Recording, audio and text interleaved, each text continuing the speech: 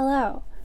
It is now February, so I thought I would share how much I spent in January. This is kind of going to be a continued series of me just sharing the expenses of RV life. I recently did a video on how much I spent on campgrounds in 2022, so I thought I would just continue the thread and talk about how much I typically spend in a month, starting with January. I figure I can check in periodically throughout the year and just give some updates on how much I'm spending and how expensive RV life is. I have broken down my spendings into different categories just to kind of help add some clarity to where my money goes in this lifestyle. And at the end of the video, I will talk a little bit about my budget as well.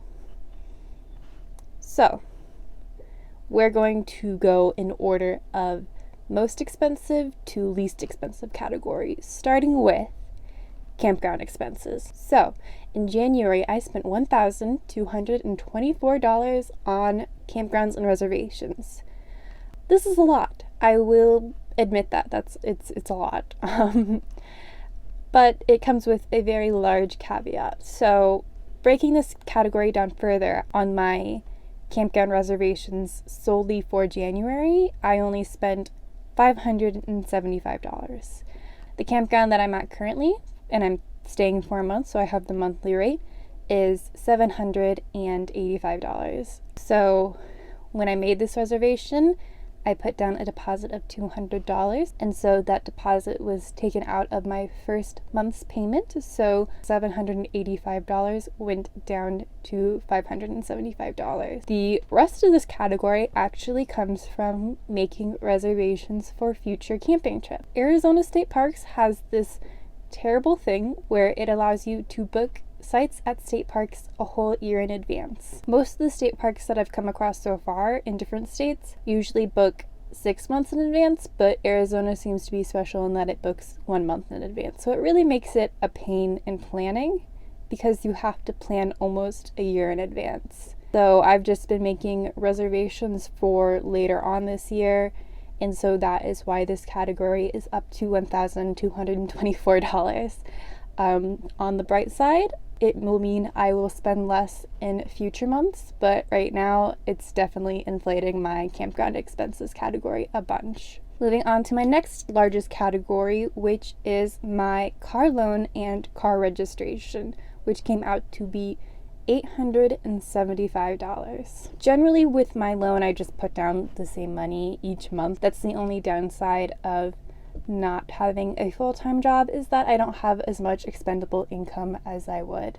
So I've just kind of steadily been paying down my car loan. I wish I could pay it off faster, but that's just the reality of things. So my car registration was also due this month, so that's an extra about $400 this month that I don't usually spend other months. So again, a little bit of inflation in this category. The next most expensive category is a little bit surprising, but I will explain why it is this expensive. So the next category is my fitness category, which came out to be $207, which is a lot, especially since this category for me usually is below $30. It definitely is a range depending on what fitness regimen I'm on currently.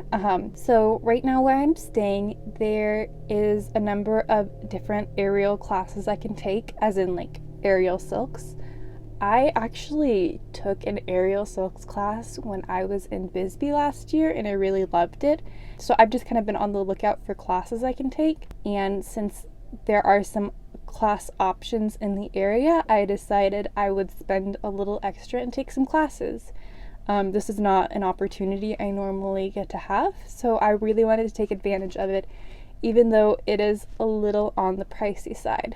But this also means that this is a payment that I likely won't have in the future, so this category, again, is a little inflated for the situation. This is the tough thing about setting a budget for RV life, is that I have a lot of varying months based on what I'm planning, where I am, and what I want to do. No 2 months really is the same for me at this point in time, and so I just have to monitor how much I'm spending and compare it to how much I'm earning and make sure that it is a reasonable amount. All right, the next category is food, and I spent $160 in the month of January. Food is a little bit of a weird category as far as spending goes because I usually grocery shop for a couple weeks at a time. This generally helps me save money, but it also means tracking a monthly budget a little bit more difficult because I generally average about 2 grocery trips per month, but sometimes if the weeks are a little off, I might average 1 a month because my grocery trips fall at the end of the previous month and at the beginning of the next month, and so this is a month where I only had 1 grocery trip, and then the rest is just eating out. I am trying to manage how much I eat out, but I am in a place with good food and it is hard to resist spending a little bit extra. I want to be able to enjoy the places that I am and the food that I can get, so I try not to worry too much about how much I'm spending on food as long as it is reasonable. Alright, the next category is gas, and I spent $99 on gas in January. I've separated this out from my other car expenses just because I want to track how much I am spending on gas separately. $99 feels pretty standard actually. I have been driving a lot because I am a little further away from the city center, but $99 actually is pretty reasonable. It helps that I am currently stationary, so I am not towing a whole bunch. I looked at some of my previous months that I've tracked, and I spent like $327 one month, which is a lot. So all in all, $99 isn't that bad. My next category is Mercy. Did you hear your name?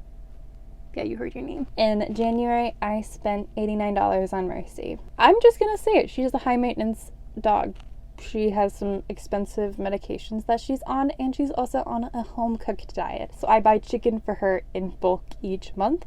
And I've actually separated that from my food category because it is technically a Mercy expense rather than a food expense. She also has some expensive medications that I have to buy periodically. So in January, I bought about 2 months worth of her most expensive one. Thankfully, Chewy has free shipping, so just buy her medications when I need them. So the next category is Miscellaneous, which I spent $83 on this month. Miscellaneous is generally the category where I just kind of fit everything that doesn't fit nicely into the other categories. So for example, these are donations and gifts that I bought for people. Alright, we are getting down to our last 2 categories, and the next one is subscriptions, which I spent $81 on this month, which seems like a lot, but actually in the grand scheme of things isn't that much.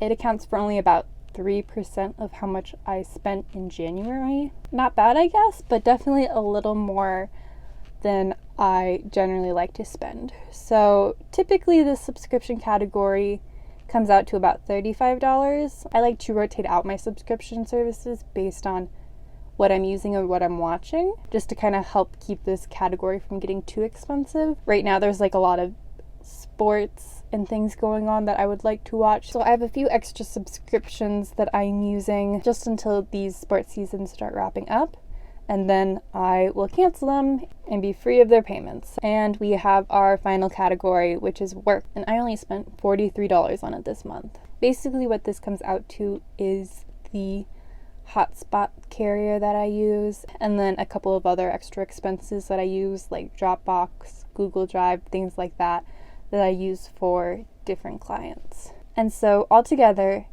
in January I spent $2,861. Yeah, it's a lot actually. I didn't really want to sugarcoat this or select a month where I might have spent less, because I just want to be honest about how much I'm spending living in an RV. This is definitely a little bit more of an expensive month, but that's just kind of how things fall. I had some reservations that I made. I had my car registration that I needed to pay, and so that inflated it about $1,000 extra of what I usually spend. So I don't think it's anything that I need to be concerned about. And like I said, things like reservations will come around where I will have a month where I spend less because my camping expenses have already been paid for. It does make having a budget a little more difficult, but it helps if I just kind of do a month-to-month audit of how much I am spending, just to make sure there aren't any categories where I am spending too much, there aren't any places where I need to trim fat. I do keep a general idea of how much I like to spend in each of these categories month to month, and if for some reason I am spending more one month, I can take a look at it and understand that it is either because of an extenuating circumstance, like campground reservations, or if it's just that this month I spent too much and I need to reevaluate for future months. But yeah, that's about it. Thanks for watching. If you are comfortable sharing your RV life budget with me, I'd be very interested to hear how much you're spending month to month as a solo person or as a family.